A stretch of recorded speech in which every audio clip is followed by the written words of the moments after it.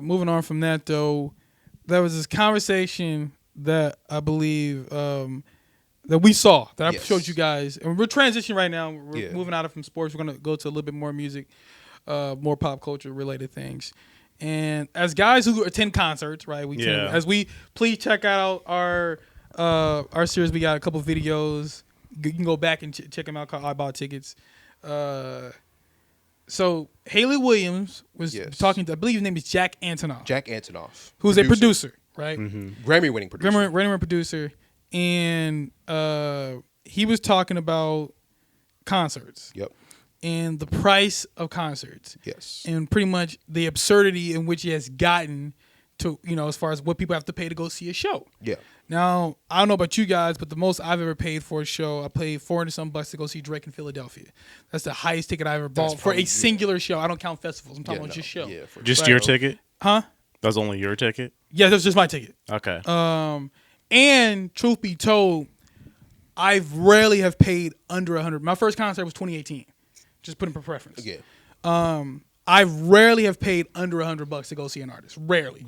Yeah. Now I've also have seen pretty much bigger artists, so that may hurt me. But for the most part, I rarely have paid under $100. Yeah. Mm-hmm. So, what's your thoughts on your experience paying for concerts and the whole concert industry right now, as far as the cost and the astronomical, how things kind of, everything? Honestly, I do think it is sometimes too expensive. Absolutely. Mm-hmm. When I'm checking for, honestly, the best price tickets are the guys who are just coming up. I can get them at the pageant for under $100 in the city. I know Chaffetz is going to be at minimum $1 if you want to get a good seat, $2. Once we get to Enterprise, that's minimum $150 to $3 sometimes. Mm-hmm. And if we're talking about the Dome, forget about it. Yeah, forget about it. So I think that's kind of it's a weird cascading effect, right? Because it all depends on the size of the artist, the venue that they're going to, and does the artist fit that venue, right? Tyler, the Creator, was Chaffetz. Or was he Enterprise? He was Chaffetz. He was Chaffetz. And he fit that. That was a big enough event venue for him. He pretty much had it. The back area of Chaffetz he didn't have because that was the stage. But the rest of Chaffetz, he filled out. Mm-hmm. When it came to Thundercat, he was pageant. He filled out the pageant, but it was I think I paid $60 for those tickets. And I think that's the lowest I've ever paid. Yeah, but that fit him. So I think the really question is are we putting artists? Because I think there was also 2 years ago there was the string of artists who had to cancel shows just because they couldn't sell at whatever venue they were going to be at in certain cities. Mm-hmm. Mm-hmm. And I think that's on the organizers, where it's you got to know what your artist can do in a city. And I don't think that's what people are taking into account right now, is what is your artist's ability to pull in a city. Because then that makes takes the case. If we're doing the Midwest, I'm doing Chicago, St. Louis, Memphis, choose one. Pick one. And if I got to justify the price, then I can justify it because, he's only going to be in one city in the Midwest. He's not coming here. But if he's doing 3, drop that price down, because I could see him in 3. I could see him in 3 locations. They're each 5 hours away. Chicago, Memphis. Yeah, I could spend a little more on gas if the ticket price is cheaper. I might go elsewhere if it's feasible, though. And sometimes it's not feasible to do that. One thing that I thought Jack did a good job of breaking down was how when everybody goes to the concert, regardless of your background, we're all here for the same thing. Absolutely. Right? Yeah. And it does suck that, because there are 3 ways to pretty much go to a show. Yep. Right. You have the people who got lucky and paid face value. Yeah. Right. If you go on Ticketmaster, you get in the queue. Yep. So those people, right? Then you have the people who have the bread to just overpay. Yeah. Right? I missed the queue or whatever. Oh, it's last minute. Hey, I didn't know such as was in town. How much is the ticket? $300? Boom. I'll give it to you, right? Yeah.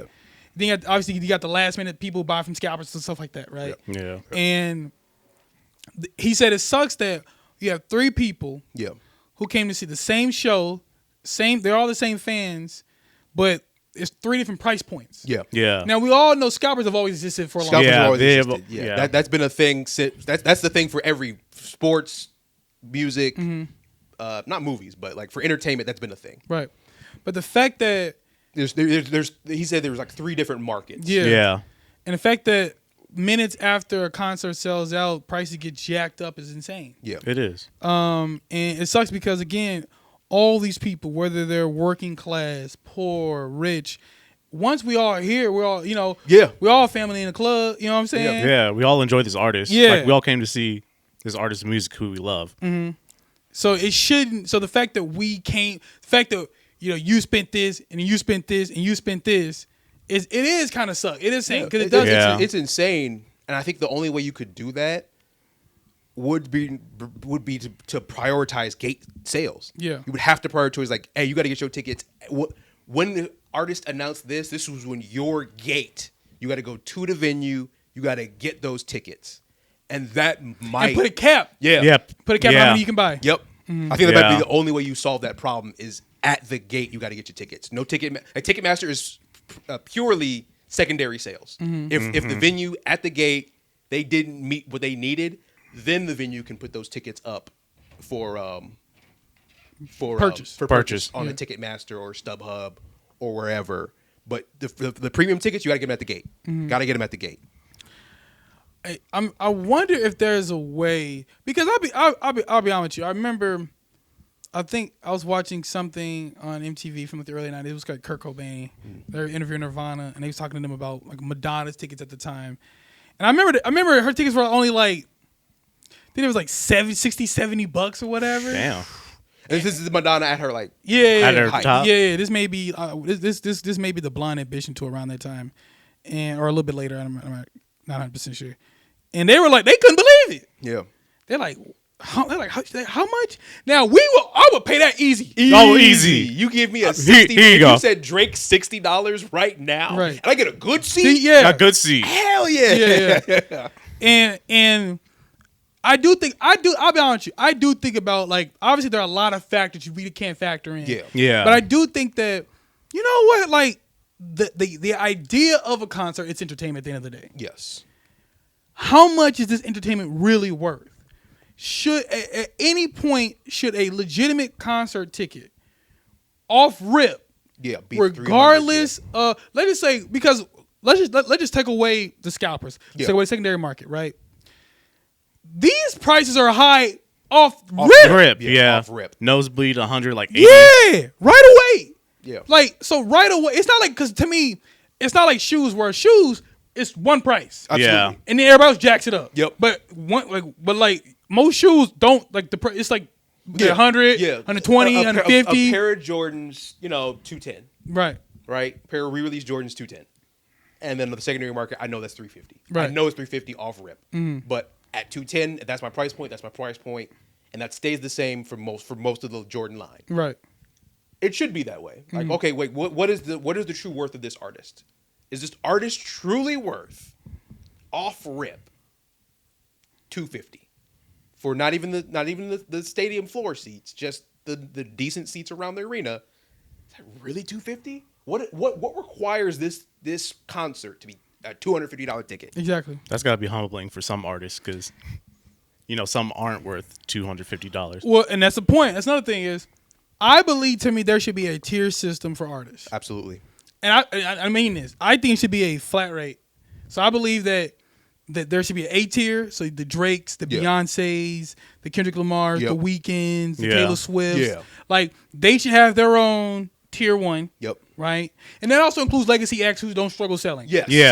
So Jay-Z, Lil Wayne. Well, okay, let me be more clear. Are you talking about Big Dog? Big Dog. U2. Oh, yeah. Okay, Bon Jovi. They got you. Okay. Bruce Springsteen, Billy Joel. Got you. Rolling Stone. Like those people. Got you. Right? Them guys. Like those. Like where it's like. Yeah, that's tier 1. Yeah. Tier 1 should cost, to me, in my opinion, $150. Fair enough. That's fair. And then tier 2 is that next level. Okay. Whoever, I don't know, you can just name an artist, you consider them tier 2. Maybe a Billie Eilish. Yeah. You know, those Billie people. Eilish, Sabrina Carpenter. Yeah, those artists. Nice, but still not A tier. Right. I would consider Tyler Creator, put him in that category. I'll put him there. Yeah. That to me is 100. Fair. Yeah. And then tier 3 and below is 50. Yeah. So insert name here artist, Denzel Curry, $50. $50. Absolutely. Trippie Redd, $50. Yeah. You know what I'm saying? If you want to go to other genres, Cali Uchis, $50. Yep. Yeah. Fair. Blood Orange, $50. Yeah, 50, simple. Yeah, the people who are openers on tours. Yeah. Or just your tier 3. Yeah, no, that's what I'm saying. You were an opener for a tier A. That's your rank, right? You tier 3 is you open for tier A. You're definitely not tier 2, so you're $50. Right. You open for the tier A's.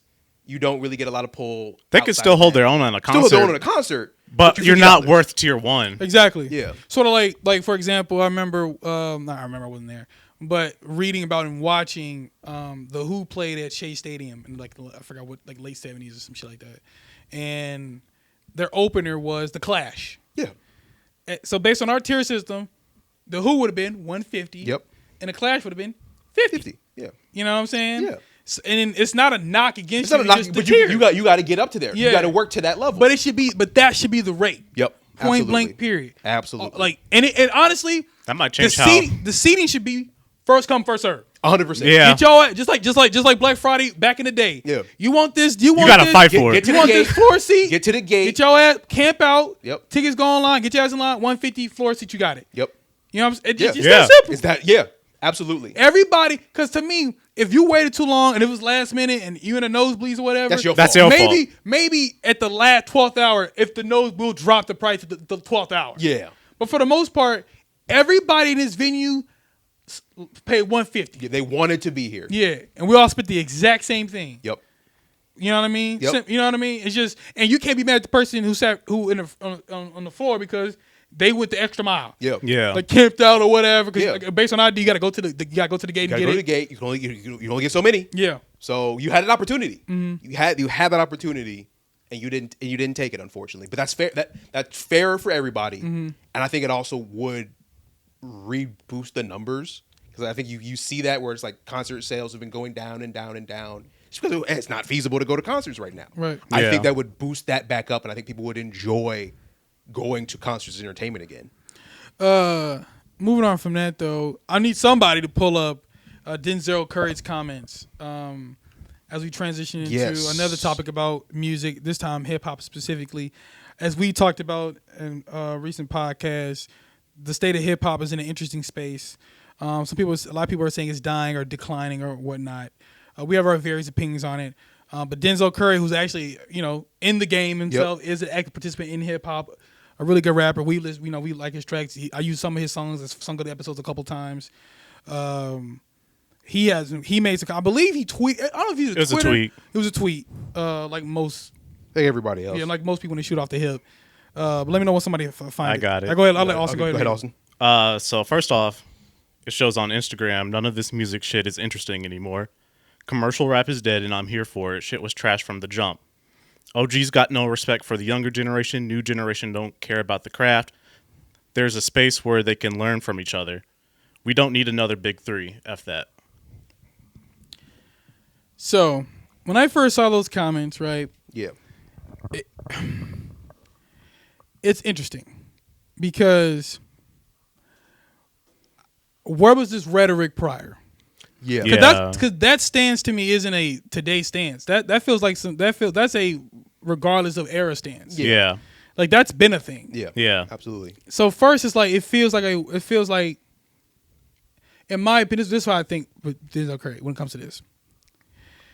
I've been putting out music. This is what I feel like he wanted to say. Go ahead, go give us the subtext. Yeah. I've been putting out music for quite a while. Mm-hmm. I'm finally getting lit, or I'm getting some pub right now, and everybody's saying hip hop declining, which means that my shit ain't hot, it ain't cracking, and y'all must mean we all suck. And if we all suck, that's a knock against me, and I don't think I suck, so fuck y'all. Yeah. You know what I'm saying? Yeah. You know what I mean? I think that's the perfect way to read it. Because if you're a Denzel Curry, a Jid or JID or whatever pronounce his goddamn name, Jid. or anybody who's Joey Badass, and even some of the newer people that we've discussed multiple times out here, Meg, Jack, Roddy, Polo, insert whatever, insert the young, baby, Lil Baby, insert Gunna, rappers at 30 and under here, right? The baby, Lil Baby, Gunna, all those guys. If you're hearing that hip hop is declining or dying, and this is your era, your rising, you're gonna take that to heart. Absolutely. Yeah, absolutely. Like that's gonna feel like a shot at you. Like damn, like Damn, we can keep the torch bearing. I can't carry the torch. Yeah, like you think my music sucks or something, right? Or I'm not good enough. Yeah. And to me, anybody who thinks that mainstream, first off, let's get this out the way. Mainstream rap. It's just, mainstream rap to me, there's no definitive like sound of mainstream rap. No. Mainstream is just artists who are very popular. Yeah. It can be a variety of different styles. Drake is different from Kendrick, who's different from Cole, different from Nicki, different from Future. Yeah. They're all mainstream rap. Yeah, because I think the problem that I have with that mainstream rap category, maybe we can talk about it later, Roger. It's just like it's kind of like there's no mainstream. There's just what's popping. Right. Yeah, that's just what's popular. That's just what's it. Right. Either it's hot or it's not. Mm-hmm. And there is like hip hop is hip hop at the end of the day. There's no to separate it out into a different tier of like mainstream is different from what I'm doing is stupid because I think you're. Why would you not put yourself into mainstream? Is my question. Yeah, that's really what it is. Like, why wouldn't you want to be the next new thing? I think that's very strange. But why would you want to be, or want? No. Why would you want to be excluded from that? Oh, okay. Like why? I would if I'm putting all this work, then I want to be a part of that. I want to be seen as the hot artist who's getting all the play and my songs are bumping on the radio. All of that. I'm getting the tours. I'm getting my music is in commercials and all of that. But to say like mainstream versus indie is just strange to me because I don't think that exists. Honestly, I think it's just the music that you make is the music that you make. Yeah. And for Denzel to take that to the chin a little bit, it's like, well, I mean, the numbers don't lie. Right now, hip hop is not popping. It's just not the music people are checking for right now. We can, talk about it till the cows come home, but that is the truth. And the reality is, since 2020, it's been going down. Yeah. That's nothing to do with the artist. That maybe it's something to do with artists. Maybe that's just the environment that we're in. But that's just the reality. And maybe you had something to do with it. Maybe you didn't. But to get mad about that and to say F the industry is weird. Right. There's so many factors. Especially when you're in the industry. Yeah. That's my thing. Another problem I have with some of these artists is when they act like they're like I'm outside the industry. Yeah. I'm looking in. I'm underground. Like, no, But nigga, Denzel, you're on a major label. You're on a major label. You have major collaborations. Yep. We know who you are. Yeah. You can't hide. You're not a hidden gem. You know what I'm saying? Yeah, but it's just you haven't gotten to a point where people have looked at you and gone on a mass scale and gone, hey, you know what? Let's put our energy behind Denzel. Yeah. Let's see what Denzel can do with the ball. Right. For whatever reason, You people didn't get picked. they didn't choose you. Yeah. People haven't grabbed. Go ahead, Austin. And this isn't new for Denzel either, because when Grammys come up and all that stuff, he talks about not wanting it, not wanting the accolades. He doesn't do it for the accolades, which is great. Do it for the music you love. But at the same time, why are you dissing all these people? Like people from like you did XXL with. Lil Uzi's been nominated. 21's been nominated. Don't be mad. 21 won a Grammy. Oh yeah, he did win a Grammy, didn't he? Yeah, for a lot, I believe. Yeah, he did. And don't be mad now that it's like, why isn't it happening for me? Why isn't it my turn to be like where people are gravitating towards my music in a large mass? Mm-hmm.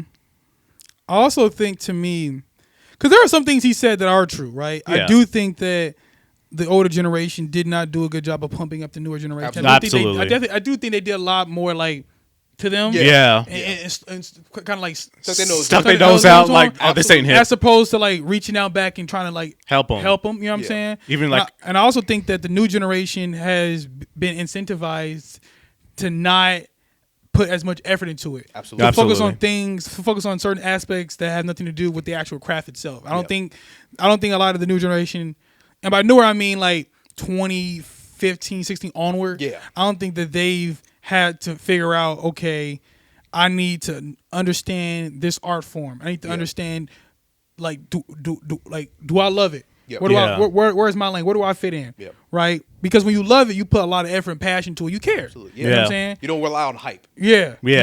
It's you put your best foot forward, and you don't go after the gimmicks and all the other stuff. Yeah. And the virality and all the, you know what I mean? You actually care about the shit you putting out. Yep. You don't make songs like fart, like what's old girl name? Ice Ice Spice. Spice. Yeah, You won't put on record like that. Yeah, we don't do dookie bars. No Yeah. dookie bars here. You know what I'm saying? Yeah. Like, because you have some respectability for the craft and not put Yeah. some shit out like that. Yeah. Pun intended. You know what I'm saying?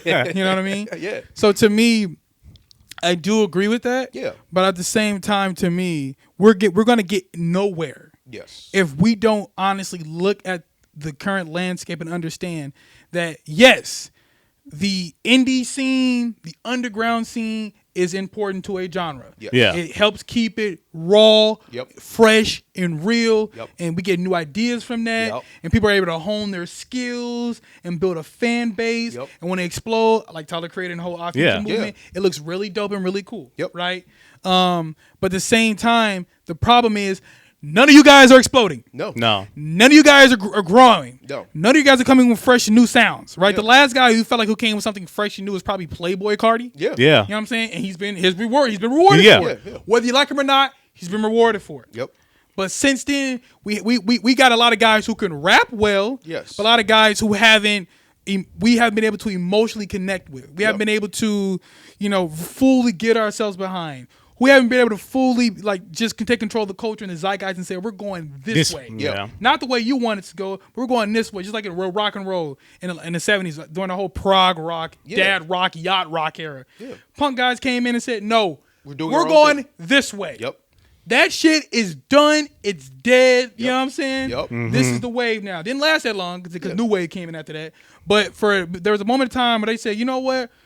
Air Supply, Yeah. REO Speedwagon, Yeah. Chicago, Blue Oyster Cult. Yeah. It's a new king of the town. Welcome to the Sex Pistols. You know what I'm saying? Yeah. It's just my problem with Denzel is that technically you are the standard bearer now. You've been in the game almost 10 years. Yeah. Yeah. Probably no, 10 years. 10 years. Yeah, 10 years. 10 years plus, yeah. You've been in the game 10 years. He's had his. You're a standard bearer, dog. So for you to say this is very disheartening because you should be the one who should be You are now the one who needs to be championing younger art. Like let's be honest. Like, okay, so the OGs failed us. Okay, so what? What are you doing then for the group under you to pump them up? What are you doing to go out there and discover new sounds? What are you doing to make sure that hip hop stays alive beyond just rapping? Right. Yeah. What are you doing that's going to make people say, I want to follow this guy? Because like you said, if you're just a really good rapper, that's nice, but you aren't moving people's hearts. You're not getting people emotionally invested in hip hop, and that's a problem. Yeah. Man, that's all the time we have for you guys today, man. You can follow me at Facebook at Bryce Oding. You can follow me on Instagram at Bryce David Oding, Bryce Quintel. From Twitter, Bruce Leroy. And remember, you didn't hear from the horse's mouth. Tell us in the ass who told you we out.